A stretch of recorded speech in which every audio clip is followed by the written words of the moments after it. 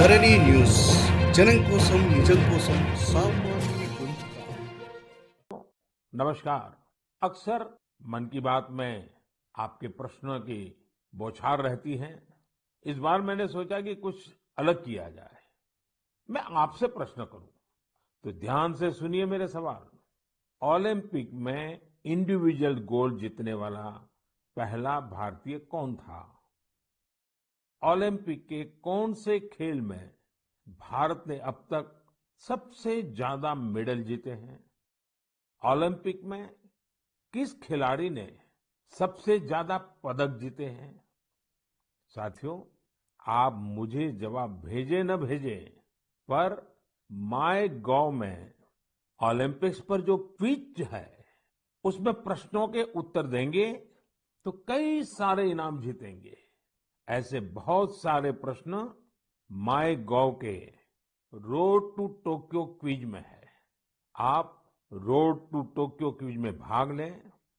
भारत ने पहले कैसा परफॉर्म किया है, हमारी टोक्यो ओलंपिक्स के लिए अब क्या तैयारी है, ये सब खुद जाने और दूसरों को भी बताएं। मैं आप सबसे आग्रह करना चाहता हूं कि आप इस क्विज कंपटीशन में जरूर हिस्सा लीजिए।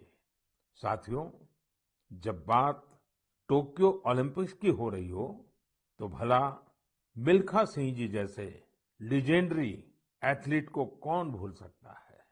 कुछ दिन पहले ही कोरोना ने उन्हें हमसे छीन लिया। जब वे अस्पताल में थे तो मुझे उनसे बात करने का अवसर मिला था। बात करते हुए मैंने उनसे आग्रह किया था। मैंने कहा था कि आपने तो 1964 में टोक्यो ओलंपिक्स में भारत का प्रतिनिधित्व किया था, इसलिए इस बार जब हमारे खिलाड़ी ओलंपिक्स के लिए टोक्यो जा रहे हैं तो आपको हमारे एथलीट्स का मनोबल बढ़ाना है, उन्हें अपने संदेश से प्रेरित करना है। वो खेल को लेकर इतना समर्पित और भावुक थे कि बीमारी में भी उन्होंने तुरंत ही इसके लिए हामी भर दी। लेकिन दुर्भाग्य से नियति को कुछ और मंजूर था। मुझे आज भी याद है 2014 में वो सूरत आए थे। हम लोगों ने एक नाइट मैराथन का उद्घाटन किया था। उस समय उनसे जो गपशप हुई, खेलों के बारे में जो बात हुई, उससे मुझे भी बहुत प्रेरणा मिली थी।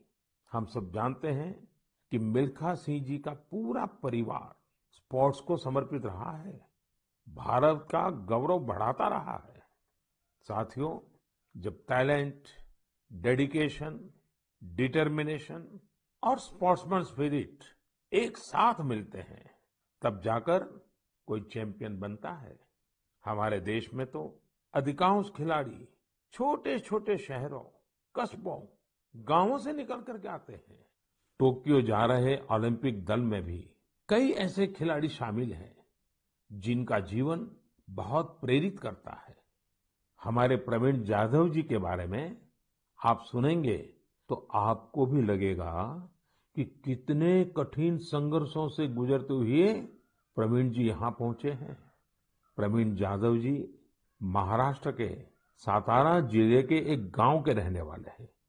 वो आर्चरी के बेहतरीन खिलाड़ी हैं। उनके माता पिता मजदूरी कर परिवार चलाते हैं और अब उनका बेटा अपना पहला ओलंपिक्स खेलने टोक्यो जा रहा है। ये सिर्फ उनके माता पिता ही नहीं, हम सभी के लिए कितने गौरव की बात है। ऐसे ही एक और खिलाड़ी हैं हमारी नेहा गोयल जी। नेहा टोक्यो जा रही महिला हॉकी टीम की सदस्य हैं। उनकी माँ और बहनें साइकिल की फैक्ट्री में काम करके परिवार का खर्च जुटाती हैं। नेहा की तरह ही दीपिका कुमारी जी के जीवन का सफर भी उतार चढ़ाव भरा रहा है। दीपिका के पिता ऑटो रिक्शा चलाते हैं और उनकी माँ नर्स हैं। और अब देखिए, दीपिका अब टोक्यो ओलंपिक्स में भारत की तरफ से एकमात्र महिला तीरंदाज है। कभी विश्व की नंबर 1 तीरंदाज रही दीपिका के साथ हम सबकी शुभकामना है। साथियों, जीवन में हम जहां भी पहुंचते हैं, जितनी भी ऊंचाई प्राप्त करते हैं, जमीन से ये जुड़ाव हमेशा हमें अपनी जड़ों से बांधे रखता है। संघर्ष के दिनों के बाद मिली सफलता का आनंद भी कुछ और ही होता है। टोक्यो जा रहे हमारे खिलाड़ियों ने बचपन में साधनों, संसाधनों की हर कमी का सामना किया, लेकिन वो डटे रहे, जुटे रहे। उत्तर प्रदेश के मुजफ्फरनगर की प्रियंका गोस्वामी जी का जीवन भी बहुत सीख देता है। प्रियंका के पिता बस कंडक्टर है। बचपन में प्रियंका को वो बैग बहुत पसंद था जो मेडल पाने वाली खिलाड़ियों को मिलता है। इसी आकर्षण में उन्होंने पहली बार रेस वॉकिंग प्रतियोगिता में हिस्सा लिया था। अब आज वो इसकी बड़ी चैंपियन है। जैवलिन थ्रो में भाग लेने वाले शिवपाल सिंह जी बनारस के रहने वाले हैं। शिवपाल जी का तो पूरा परिवार ही इस खेल से जुड़ा हुआ है। इनके पिता, चाचा और भाई सभी भाला फेंकने में एक्सपर्ट हैं। परिवार की यही परंपरा उनके लिए टोक्यो ओलंपिक्स में काम आने वाली है। टोक्यो ओलंपिक के लिए जा रहे हैं चिराग शेट्टी और उनके पार्टनर सात्विक साईराज का हौसला भी प्रेरित करने वाला है। हाल ही में चिराग के नाना जी का कोरोना से निधन हो गया था। सात्विक भी खुद पिछले साल कोरोना पॉजिटिव हो गए थे, लेकिन इन मुश्किलों के बाद भी ये दोनों मेंस डबल शटल कंपटीशन में अपना सर्वश्रेष्ठ देने की तैयारी में जुटे हैं। एक और खिलाड़ी से मैं आपका परिचय कराना चाहूंगा। ये है हरियाणा के भिवानी के मनीष कौशिक जी। मनीष जी खेती किसानी वाले परिवार से आते हैं। बचपन में खेतों में काम करते करते मनीष को बॉक्सिंग का शौक हो गया था। आज ये शौक उन्हें टोक्यो ले जा रहा है। एक और खिलाड़ी हैं सीए भवानी देवी जी। नाम भवानी है और ये तलवारबाजी में एक्सपर्ट है। चेन्नई के रहने वाली भवानी पहली भारतीय फेंसर है जिन्होंने ओलंपिक में क्वालिफाई किया है। मैं कहीं पढ़ रहा था कि भवानी जी की ट्रेनिंग जारी रहे, इसके लिए उनकी मां ने अपने गहने तक गिरवी रख दिए थे। साथियों, ऐसे तो अनगिनत नाम है, लेकिन मन की बात में मैं आज कुछ ही नामों का जिक्र कर पाया हूं। टोक्यो जा रहे हर खिलाड़ी का अपना संघर्ष रहा है, बरसों की मेहनत रही है। वो सिर्फ अपने लिए ही नहीं जा रहे, बल्कि देश के लिए जा रहे हैं। इन खिलाड़ियों को भारत का गौरव भी बढ़ाना है और लोगों का दिल भी जीतना है। और इसलिए मेरे देशवासियों, में आपको भी एक सलाह देना चाहता हूं। हमें जाने अनजाने में भी हमारे इन खिलाड़ियों पर दबाव नहीं बनाना है, बल्कि खुले मन से इनका साथ देना है। हर खिलाड़ी का उत्साह बढ़ाना है। सोशल मीडिया पर आप हैशटैग चीयर फॉर इंडिया के साथ अपने इन खिलाड़ियों को शुभकामनाएं दे सकते हैं। आप कुछ और भी इनोवेटिव करना चाहें तो वो भी जरूर करें। अगर आपको कोई ऐसा आइडिया आता है जो हमारे खिलाड़ियों के लिए देश को मिलकर करना चाहिए, तो वो आप मुझे जरूर भेजिएगा।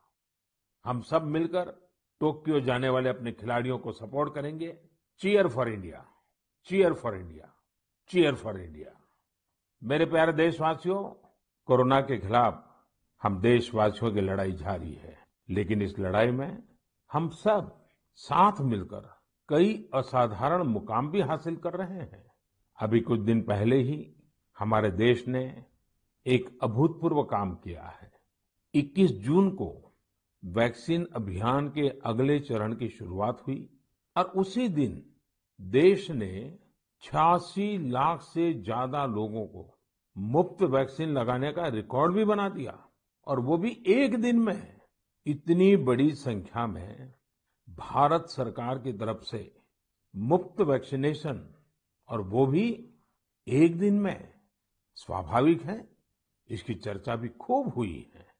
साथियों, एक साल पहले सबके सामने सवाल था कि वैक्सीन कब आएगी। आज हम एक दिन में लाखों लोगों को मेड इन इंडिया वैक्सीन मुफ्त में लगा रहे हैं, और यही तो नए भारत की ताकत है। साथियों, वैक्सीन की सेफ्टी देश के हर नागरिक को मिले, हमें लगातार प्रयास करते रहना है। कई जगहों पर वैक्सीन हेजिटेंसी को खत्म करने के लिए कई संगठन सिविल सोसाइटी के लोग आगे आए हैं और सब मिलकर के बहुत अच्छा काम कर रहे हैं। चलिए हम भी आज एक गांव में चलते हैं और उन्हीं लोगों से बात करते हैं वैक्सीन के बारे में। मध्य प्रदेश के बैतूल जिले के डुलारिया गांव चलते हैं। हेलो। नमस्कार। नमस्ते जी। मेरा नाम राजेश हिरावे, ग्राम पंचायत डुलारिया, भीमपुर ब्लॉक। राजेश जी, मैंने फोन इसलिए किया कि मैं जानना चाहता था कि अभी आपके गांव में अब कोरोना की क्या स्थिति है। सर, यहाँ पे कोरोना की स्थिति तो अभी ऐसा कुछ नहीं है यहाँ। अभी लोग बीमार नहीं है। जी। गांव की जनसंख्या कितनी है, कितने लोग हैं गांव में? गांव में 462 पुरुष है और 332 महिला है। अच्छा राजेश जी, आपने वैक्सीन ले ली क्या? नहीं सर, अभी नहीं लिया। अरे क्यों नहीं लिया? सर जी, यहाँ पे कुछ लोगों ने कुछ व्हाट्सएप पे ऐसा भ्रम डाल दिया गया कि उससे लोग भ्रमित हो गए सर जी। तो क्या आपके मन में भी डर है? जी, सब पूरे गांव में ऐसा भ्रम फैला दिया था सर। अरे रे रे, ये क्या बात की आपने। देखिए राजेश जी, जी। मेरा आपको भी और मेरे सभी गांव के भाई बहनों को यही कहना है कि डर है तो निकाल दीजिए। जी। हमारे पूरे देश में 31 करोड़ से भी ज्यादा लोगों ने वैक्सीन का टीका लगवा लिया है। जी। आपको पता है ना, मैंने खुद ने भी दोनों डोज लगवा लिए हैं। जी सर। अरे मेरी माँ तो करीब करीब 100 साल की है, उन्होंने भी दोनों डोज लगवा लिए हैं। कभी कभी किसी को इससे बुखार वगैरह आता है, पर वो बहुत मामूली होता है, कुछ घंटों के लिए ही होता है। देखिए वैक्सीन नहीं लेना बहुत खतरनाक हो सकता है। जी। इससे आप खुद को तो खतरे में डालते ही हैं, साथ ही में परिवार और गांव को भी खतरे में डाल सकते हैं। जी। और राजेश जी, इसलिए जितना जल्दी हो सके वैक्सीन लगवा लीजिए और गांव में सबको बताइए कि भारत सरकार की तरफ से मुफ्त वैक्सीन दी जा रही है और 18 वर्ष से ऊपर के सभी लोगों के लिए ये मुफ्त वैक्सीनेशन है। जी। जी। तो ये आप भी गांव में लोगों को बताइए, और गांव में ये डर का तो माहौल का कोई कारण ही नहीं है। कारण यही सर, कुछ लोगों ने ऐसी गलत अफवाह फैला दी जिससे लोग बहुत ही भयभीत हो गए। उसका उदाहरण देते, जैसा उस वैक्सीन को लगाने से बुखार आना, बुखार से और बीमारी फैल जाना, मतलब आदमी की मौत हो जाना, यहाँ तक के वो अफवाह फैला। हो। देखिए आज तो इतने रेडियो, इतने टीवी, इतनी सारी खबरें मिलती हैं और इसलिए लोगों को समझाना बहुत सरल हो जाता है। और देखिए मैं आपको बताऊं, भारत के अनेक गांव ऐसे हैं जहां सभी लोग वैक्सीन लगवा चुके हैं, यानी गांव के 100% लोग। जैसे मैं आपको एक उदाहरण देता हूं। जी। कश्मीर में बांदीपुरा जिला है। इस बांदीपुरा जिले में एक व्यवन गांव के लोगों ने मिलकर 100% 100% वैक्सीन का लक्ष्य बनाया और उसे पूरा भी कर दिया। आज कश्मीर के इस गांव के 18 साल से ऊपर के सभी लोग टीका लगवा चुके हैं। नागालैंड के भी 3 गांवों के बारे में मुझे पता चला कि वहां भी सभी लोगों ने 100% 100% टीका लगवा लिया है। जी। जी।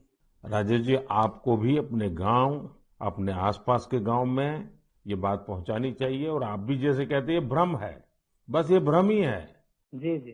तो भ्रम का जवाब यही है कि आपको खुद को टीका लगा करके समझाना पड़ेगा सबको। करेंगे ना आप? जी सर। पक्का करेंगे? जी सर। जी सर, आपसे बात करने से मुझे ऐसा लगा कि मैं खुद भी टीका लगाऊंगा और लोगों को इसके बारे में आगे बढ़ाऊंगा। अच्छा, गांव में और भी कोई है जिनसे मैं बात कर सकता हूँ? जी है सर। कौन बात करेगा? हेलो सर, नमस्कार। नमस्ते जी, कौन बोल रहे हैं? मेरा नाम है किशोरीलाल दुर्वे। तो किशोरीलाल जी, अभी राजेश जी से बात हो रही थी जी सर। और वो तो बड़े दुखी होकर के भी बता रहे थे कि वैक्सीन को लेकर लोग अलग अलग बातें करते हैं। जी। आपने भी ऐसा सुना है क्या? हाँ, सुना तो हूँ सर वैसा। क्या सुना है? क्योंकि यह है सर, ये पास में महाराष्ट्र है, तो उधर से कुछ रिश्तेदारी से जुड़े लोग मतलब कुछ अफवाह फैलाते कि वैक्सीन लेने से लोग सर मर रहे हैं, कोई बीमार हो रहा है, इस तरह लोगों के पास ज्यादा भ्रम है सर, इसलिए नहीं ले रहे। नहीं, कहते हैं क्या है, अब कोरोना चला गया ऐसा कहते हैं, जी कोरोना से कुछ नहीं होता ऐसा कहते हैं। नहीं, कोरोना चला गया नहीं बोलते सर, कोरोना तो है बोलते, लेकिन वैक्सीन जो लेते हैं उससे मतलब बीमारी हो रहे और मर रहे, ये स्थिति बताते सर वो। अच्छा, वैक्सीन के कारण मर रहे हैं। अपना क्षेत्र आदिवासी क्षेत्र है सर, ऐसे भी लोग इसमें जल्दी डरते हैं, जो भ्रम फैला देते इस कारण से, मतलब लोग नहीं ले रहे सर वैक्सीन। देखिए किशोरलाल जी, जी हाँ ये सर। अफवाह फैलाने वाले लोग तो अफवाहें फैलाते रहेंगे। जी हमें तो जिंदगी बचानी है, अपने गांव वालों को बचाना है, अपने देशवासियों को बचाना है। और ये अगर कोई कहता है कि कोरोना चला गया, तो ये भ्रम में मत रहिए। जी ये बीमारी ऐसी है, ये बहुरूपी वाली है। जी सर। वो रूप बदलती है, नए नए रंग रूप करके पहुंच जाती है। जी और उसमें बचने के लिए हमारे पास दो रास्ते हैं। एक तो कोरोना के लिए जो प्रोटोकॉल बना है, मास्क पहनना, साबुन से बार बार हाथ धोना, दूरी बनाए रखना। और दूसरा रास्ता है, इसके साथ साथ वैक्सीन का टीका लगवाना, वो भी एक अच्छा सुरक्षा कवच है, तो उसकी चिंता करिए। जी अच्छा किशोरलाल जी, ये बताइए, जी सर। जब लोग आपसे बातें करते तो आप कैसे समझाते हैं लोगों को? आप समझाने का काम करते हैं कि आप भी अफवाह में आ जाते हैं? अरे समझाए क्या, वो लोग ज्यादा हो जाते सर, तो हम भी भयभीत में आ जाते ना सर। देखिए किशोरलाल जी, मेरी आपसे बात हुई है, आज आप मेरे साथी हैं। जी सर। आपको डरना नहीं है और लोगों के डर को भी निकालना है। निकालोगे? जी निकालेंगे सर, लोगों के डर को भी निकालेंगे सर, मैं स्वयं भी खुद लगाऊंगा। देखिए, अफवाहों पर बिल्कुल ध्यान न दें। जी आप जानते हैं हमारे वैज्ञानिकों ने कितनी मेहनत करके वैक्सीन बनाई है। जी सर। साल भर रात दिन इतने बड़े बड़े वैज्ञानिकों ने काम किया है। और इसलिए हमें विज्ञान पे भरोसा करना चाहिए, वैज्ञानिकों पर भरोसा करना चाहिए। और ये झूठ फैलाने वाले लोगों को बार बार समझाना चाहिए कि देखिए भाई, ऐसा नहीं होता है, इतने लोगों ने वैक्सीन ले लिया है, कुछ नहीं होता है। जी और अफवाहों से बहुत बच करके रहना चाहिए, गांव को भी बचाना चाहिए। जी और राजेश जी, किशोरलाल जी, आप जैसे साथियों को तो मैं कहूंगा कि आप अपने ही गांव में नहीं और गांवों में भी इन अफवाहों को रोकने का काम कीजिए और लोगों को बताइए मेरे से बात हुई है। जी सर। बता दीजिए, मेरा नाम बता दीजिए। बताएंगे सर, और समझाएंगे लोगों को, और स्वयं भी लेंगे। देखिए, आपके पूरे गांव को मेरी तरफ से शुभकामनाएं दीजिए। जी सर। और सभी से कहिए कि जब भी अपना नंबर आए, जी वैक्सीन जरूर लगवाएं। ठीक है सर। मैं चाहूंगा कि गांव की महिलाओं को, हमारी माताओं बहनों को जी सर। इस काम में ज्यादा से ज्यादा जोड़िए और सक्रियता के साथ उनको साथ रखिए। जी कभी कभी माताएं बहनें बात कहती है ना, लोग जल्दी मान जाते हैं। जी आपके गांव में जब टीकाकरण पूरा हो जाए तो मुझे बताएंगे आप? हाँ बताएंगे सर। पक्का बताएंगे? जी देखिए, मैं इंतजार करूंगा आपकी चिट्ठी का। जी सर। चलिए राजेश जी, किशोर जी, बहुत बहुत धन्यवाद, आपसे बात करने का मौका मिला। धन्यवाद सर, आपने हम बात किया है, बहुत बहुत धन्यवाद आपको भी।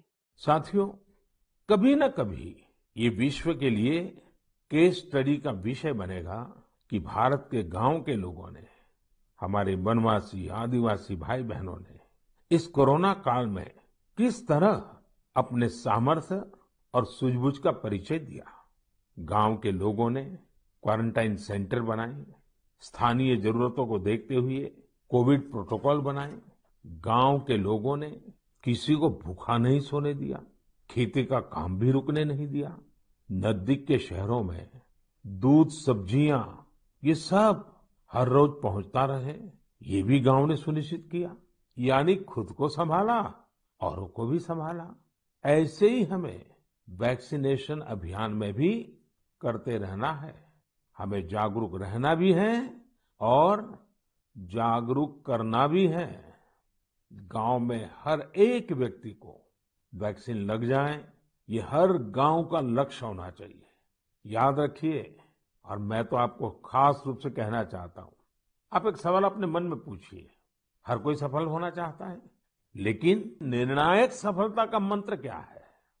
निर्णायक सफलता का मंत्र है निरंतरता।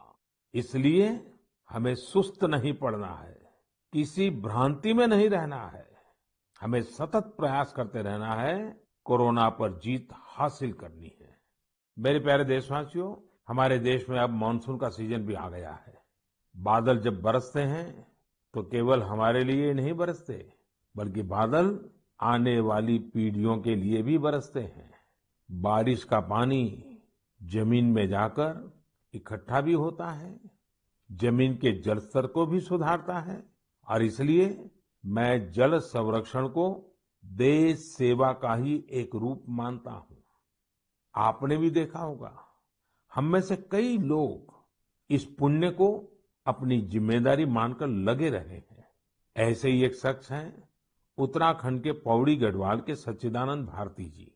भारती जी एक शिक्षक हैं और उन्होंने अपने कार्यों से भी लोगों को बहुत अच्छी शिक्षा दी है। आज उनकी मेहनत से ही पौड़ी गढ़वाल के उफरैंखाल क्षेत्र में पानी का बड़ा संकट समाप्त हो गया। जहां लोग पानी के लिए तरसते थे, वहां आज साल भर जल की आपूर्ति हो रही है। साथियों, पहाड़ों में जल संरक्षण का एक पारंपरिक तरीका रहा है, जिसे चाल खाल भी कहा जाता है, यानी पानी जमा करने के लिए बड़ा सा गड्ढा खोदना। इस परंपरा में भारती जी ने कुछ नए तौर तरीकों को जोड़ दिया। उन्होंने लगातार छोटे बड़े तालाब बनवाए। इससे न सिर्फ उफरैंखाल की पहाड़ी हरी भरी हुई, बल्कि लोगों की पेयजल की दिक्कत भी दूर हो गई। आप ये जानकर हैरान रह जाएंगे कि भारती जी ऐसी 30,000 से अधिक जल तलैया बनवा चुके हैं। 30,000। उनका ये भगीरथ कार्य आज भी जारी है और अनेक लोगों को प्रेरणा दे रहे हैं।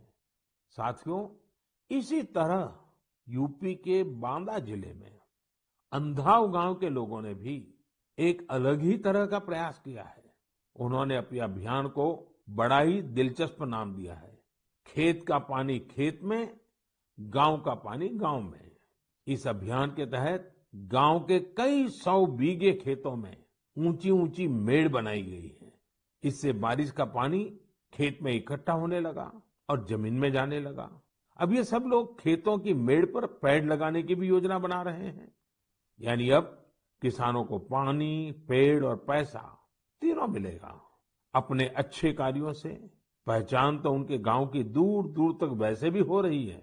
साथियों, इन सभी से प्रेरणा लेते हुए हम अपने आसपास जिस भी तरह से पानी बचा सकते हैं, हमें बचाना चाहिए। मानसून के इस महत्वपूर्ण समय को हमें गंवाना नहीं है। मेरे प्यारे देशवासियों, हमारे शास्त्रों में कहा गया है, नास्ति मूलम अनौषधम, अर्थात पृथ्वी पर ऐसी कोई वनस्पति नहीं है जिसमें कोई न कोई औषधीय गुण न हो।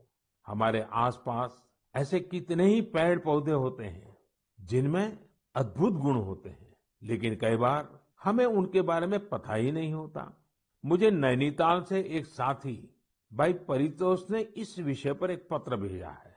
उन्होंने लिखा है कि उन्हें गिलोय और दूसरी कई वनस्पतियों के इतने चमत्कारी मेडिकल गुणों के बारे में कोरोना आने के बाद ही पता चला। परितोष ने मुझे आग्रह भी किया है कि मैं मन की बात के सभी श्रोताओं से कहूं कि आप अपने आसपास की वनस्पतियों के बारे में जानिए और दूसरों को भी बताइए। वास्तव में ये तो हमारी सदियों पुरानी विरासत है, जिसे हमें ही संजोना है। इसी दिशा में मध्य प्रदेश के सतना के एक साथी हैं श्रीमान रामलोटन कुशवाहा जी। उन्होंने बहुत ही सराहनीय काम किया है। रामलोटन जी ने अपने खेत में एक देशी म्यूजियम बनाया है। इस म्यूजियम में उन्होंने सैकड़ों औषधीय पौधों और बीजों का संग्रह किया है। इन्हें वो दूर सुदूर क्षेत्रों से यहाँ लेकर आए हैं। इसके अलावा वो हर साल कई तरह की भारतीय सब्जियां भी उगाते हैं। रामलोटन जी की इस बगिया, इस देशी म्यूजियम को लोग देखने भी आते हैं और उससे बहुत कुछ सीखते भी हैं। वाकई एक बहुत अच्छा प्रयोग है जिसे देश के अलग अलग क्षेत्रों में दोहराया जा सकता है। मैं चाहूंगा आप में से जो लोग इस तरह का प्रयास कर सकते हैं वो जरूर करें। इससे आपकी आय के नए साधन भी खुल सकते हैं। एक लाभ ये भी होगा कि स्थानीय वनस्पतियों के माध्यम से आपके क्षेत्र की पहचान भी बढ़ेगी। मेरे प्यारे देशवासियों, अब से कुछ दिनों बाद 1 जुलाई को हम नेशनल डॉक्टर्स डे मनाएंगे। ये दिन देश के महान चिकित्सक और स्टेट्समैन डॉक्टर बीसी राय की जन्म जयंती को समर्पित है। कोरोना काल में डॉक्टर्स के योगदान के हम सब आभारी हैं। हमारे डॉक्टर्स ने अपनी जान की परवाह न करते हुए हमारी सेवा की है। इसलिए इस बार नेशनल डॉक्टर्स डे और भी खास हो जाता है। साथियों, मेडिसिन की दुनिया के सबसे सम्मानित लोगों में से एक हिपोक्रेट्स ने कहा था, wherever the art of medicine is loved, there is also a love of humanity. यानी जहां आर्ट ऑफ मेडिसिन के लिए प्रेम होता है, वहां मानवता के लिए भी प्रेम होता है। डॉक्टर्स इसी प्रेम की शक्ति से ही हमारी सेवा कर पाते हैं। इसलिए हमारा ये दायित्व है कि हम उतने ही प्रेम से उनका धन्यवाद करें, उनका हौसला बढ़ाएं। वैसे हमारे देश में कई लोग ऐसे भी हैं जो डॉक्टर्स की मदद के लिए आगे बढ़कर काम करते हैं। श्रीनगर से एक ऐसे ही प्रयास के बारे में मुझे पता चला। यहाँ डल झील में एक बोट एम्बुलेंस सर्विस की शुरुआत की गई। इस सेवा को श्रीनगर के तारिक अहमद पटलू जी ने शुरू किया, जो एक हाउस बोट ओनर है। उन्होंने खुद भी कोविड-19 से जंग लड़ी है और इसी से उन्हें एम्बुलेंस सर्विस शुरू करने के लिए प्रेरित किया। उनकी इस एम्बुलेंस से लोगों को जागरूक करने का अभियान भी चल रहा है। वो लगातार एम्बुलेंस से अनाउंसमेंट भी कर रहे हैं। कोशिश यही है कि लोग मास्क पहनने से लेकर दूसरी हर जरूरी सावधानी बरतें। साथियों, डॉक्टर्स डे के साथ ही 1 जुलाई को चार्टर्ड अकाउंटेंट्स डे भी मनाया जाता है। मैंने कुछ वर्ष पहले देश के चार्टर्ड अकाउंटेंट्स से ग्लोबल लेवल की भारतीय ऑडिट फर्म्स का उपहार मांगा था। आज मैं उन्हें इसकी याद दिलाना चाहता हूँ। अर्थव्यवस्था में पारदर्शिता लाने के लिए चार्टर्ड अकाउंटेंट्स बहुत अच्छी और सकारात्मक भूमिका निभा सकते हैं। मैं सभी चार्टर्ड अकाउंटेंट्स, उनके परिवार के सदस्यों को अपनी शुभकामनाएं देता हूँ। मेरे प्यारे देशवासियों, कोरोना के खिलाफ भारत की लड़ाई की एक बड़ी विशेषता है। इस लड़ाई में देश के हर व्यक्ति ने अपनी भूमिका निभाई है। मैंने मन की बात में अक्सर इसका जिक्र किया है, लेकिन कुछ लोगों को शिकायत भी रहती है कि उनके बारे में उतनी बात नहीं हो पाती है। अनेक लोग, चाहे बैंक स्टाफ हो, टीचर्स हो, छोटे व्यापारी या दुकानदार हो, दुकानों में काम करने वाले लोग हो, रेहड़ी पटरी वाले भाई बहन हो, सिक्योरिटी वॉचमैन या फिर पोस्टमैन और पोस्ट ऑफिस के कर्मचारी, दरअसल यह लिस्ट बहुत ही लंबी है और हर किसी ने अपनी भूमिका निभाई है। शासन प्रशासन में भी कितने ही लोग अलग अलग स्तर पर जुटे रहे हैं। साथियों, आपने संभवतः भारत सरकार में सचिव रहे गुरुप्रसाद महापात्र जी का नाम सुना होगा। मैं आज मन की बात में उनका जिक्र भी करना चाहता हूँ। गुरुप्रसाद जी को कोरोना हो गया था। वो अस्पताल में भर्ती थे और अपना कर्तव्य भी निभा रहे थे। देश में ऑक्सीजन का उत्पादन बढ़े, दूर सुदूर इलाकों तक ऑक्सीजन पहुंचे, इसके लिए उन्होंने दिन रात काम किया। एक तरफ कोर्ट कचहरी का चक्कर, मीडिया का प्रेशर, एक साथ कई मोर्चों पर वो लड़ते रहे। बीमारी के दौरान उन्होंने काम करना बंद नहीं किया। मना करने के बाद भी वो जीत करके ऑक्सीजन पर होने वाली वीडियो कॉन्फ्रेंस में भी शामिल हो जाते थे। देशवासियों की इतनी चिंता थी उन्हें, वो अस्पताल के बेड पर खुद की परवाह किए बिना देश के लोगों तक ऑक्सीजन पहुंचाने के लिए इंतजाम में जुटे रहे। हम सबके लिए दुखद है कि इस कर्मयोगी को भी देश ने खो दिया है। कोरोना ने उन्हें हमसे छीन लिया है। ऐसे अनगिनत लोग हैं जिनकी चर्चा कभी हो नहीं पाई। ऐसे हर व्यक्ति को हमारी श्रद्धांजलि यही होगी कि हम कोविड प्रोटोकॉल का पूरी तरह पालन करें, वैक्सीन जरूर लगवाएं। मेरे प्यारे देशवासियों, मन की बात की सबसे अच्छी बात यह है कि इसमें मुझसे ज्यादा आप सबका योगदान रहता है। अभी मैंने माय गॉव में एक पोस्ट देखी जो चेन्नई के थिरु आर गुरुप्रसाद जी की है। उन्होंने जो लिखा है वो जानकर आपको भी अच्छा लगेगा। उन्होंने लिखा है कि वो मन की बात प्रोग्राम के रेगुलर लिसनर है। गुरु प्रसाद जी की पोस्ट से अब मैं कुछ पंक्तियां कोट कर रहा हूं। उन्होंने लिखा है, जब भी आप तमिलनाडु के बारे में बात करते हैं तो मेरा इंटरेस्ट और भी बढ़ जाता है। आपने तमिल भाषा और तमिल संस्कृति की महानता, तमिल त्योहारों और तमिलनाडु के प्रमुख स्थानों की चर्चा की है। गुरु प्रसाद जी आगे लिखते हैं कि मन की बात में मैंने तमिलनाडु के लोगों की उपलब्धियों के बारे में भी कई बार बताया है। थिरुकुरल के प्रति आपके प्यार और थिरुवल्लुवर जी के प्रति आपके आदर का तो कहना ही क्या। इसलिए मैंने मन की बात में आपने जो कुछ भी तमिलनाडु के बारे में बोला है उन सबको संकलित कर एक ई बुक तैयार की है। क्या आप इस ई बुक को लेकर कुछ बोलेंगे और इसे नमो ऐप पर भी रिलीज करेंगे? धन्यवाद। ये मैं गुरु प्रसाद जी का पत्र आपके सामने पढ़ रहा था। गुरु प्रसाद जी, आपकी ये पोस्ट पढ़कर बहुत आनंद आया। अब आप अपनी ई बुक में एक और पेज जोड़ दीजिए। नान तमिल कला चाराक्तिन पेरिये अभिमानी, नान उलगतलय पलमयान तमिल मोलियन पेरिये अभिमानी। उच्चारण का दोष अवश्य होगा, लेकिन मेरा प्रयास और मेरा प्रेम कभी भी कम नहीं होगा। जो तमिल भाषी नहीं है उन्हें मैं बताना चाहता हूँ, गुरु प्रसाद जी को मैंने कहा है, मैं तमिल संस्कृति का बहुत बड़ा प्रशंसक हूँ। मैं दुनिया की सबसे पुरानी भाषा तमिल का बड़ा प्रशंसक हूँ। साथियों, हर हिंदुस्तानी को विश्व की सबसे पुरातन भाषा हमारे देश की है, इसका गुणगान करना ही चाहिए, उस पर गर्व महसूस करना चाहिए। मैं भी तमिल को लेकर बहुत गर्व करता हूँ। गुरु प्रसाद जी, आपका ये प्रयास मेरे लिए एक नई दृष्टि देने वाला है, क्योंकि मैं मन की बात करता हूँ तो सहज सरल तरीके से अपनी बात रखता हूँ। मुझे नहीं मालूम था कि इसका ये भी एक एलिमेंट था। आपने जब पुरानी सारी बातों को इकट्ठा किया तो मैंने भी उसे एक बार नहीं बल्कि 2 बार पढ़ा। गुरु प्रसाद जी, आपकी इस बुक को मैं नमो ऐप पर जरूर अपलोड करवाऊंगा। भविष्य के प्रयासों के लिए आपको बहुत बहुत शुभकामनाएं। मेरे प्यारे देशवासियों, आज हमने कोरोना की कठिनाइयों और सावधानियों पर बात की। देश और देशवासियों की कई उपलब्धियों पर भी चर्चा की।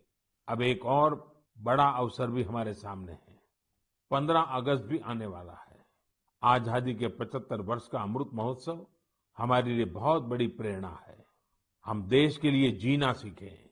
आजादी की जंग देश के लिए मरने वालों की कथा है।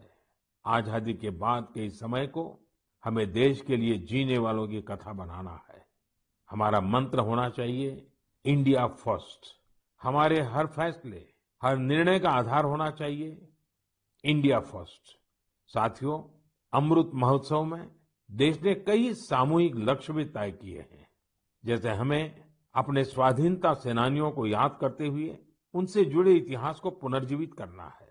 आपको याद होगा कि मन की बात में मैंने युवाओं से स्वाधीनता संग्राम पर इतिहास लेखन करके शोध करने इसकी अपील की थी। मकसद ये था कि युवा प्रतिभाएं आगे आए, युवा सोच, युवा विचार सामने आए, युवा कलम नई ऊर्जा के साथ लेखन करे। मुझे ये देखकर बहुत अच्छा लगा कि बहुत ही कम समय में 2500 से ज्यादा युवा इस काम को करने के लिए आगे आए हैं। साथियों, दिलचस्प बात यह है, 19वीं 20वीं शताब्दी के जंग की बात तो आमतौर पर होती रहती है, लेकिन खुशी इस बात की है कि 21वीं सदी में जो युवा पैदा हुए हैं, 21वीं सदी में जिनका जन्म हुआ है, ऐसे मेरे नौजवान साथियों ने 19वीं और 20वीं शताब्दी की आजादी की जंग को लोगों के सामने रखने का मोर्चा संभाला है। इन सभी लोगों ने माईगॉव पर इसका पूरा ब्यौरा भेजा है। ये लोग हिंदी, इंग्लिश, तमिल, कन्नड़ा, बांग्ला, तेलुगु, मराठी, मलयालम, गुजराती ऐसी देश की अलग अलग भाषाओं में स्वाधीनता संग्राम पर लिखेंगे। कोई स्वाधीनता संग्राम से जुड़े रहे अपने आसपास के स्थानों की जानकारी जुटा रहा है, तो कोई आदिवासी स्वाधीनता सेनानियों पर किताब लिख रहा है। एक अच्छी शुरुआत है। मेरा आप सभी से अनुरोध है कि अमृत महोत्सव से जैसे भी जुड़ सकते हैं, जरूर जुड़े। ये हमारा सौभाग्य है कि हम आजादी के 75 वर्ष के पर्व का साक्षी बन रहे हैं। इसलिए अगली बार जब हम मन की बात में मिलेंगे, तो अमृत महोत्सव की और तैयारियों पर भी बात करेंगे। आप सब स्वस्थ रहिए, कोरोना से जुड़े नियमों का पालन करते हुए आगे बढ़िए। अपने नए नए प्रयासों से देश को ऐसे ही गति देते रहिए। इन्हीं शुभकामनाओं के साथ बहुत बहुत धन्यवाद।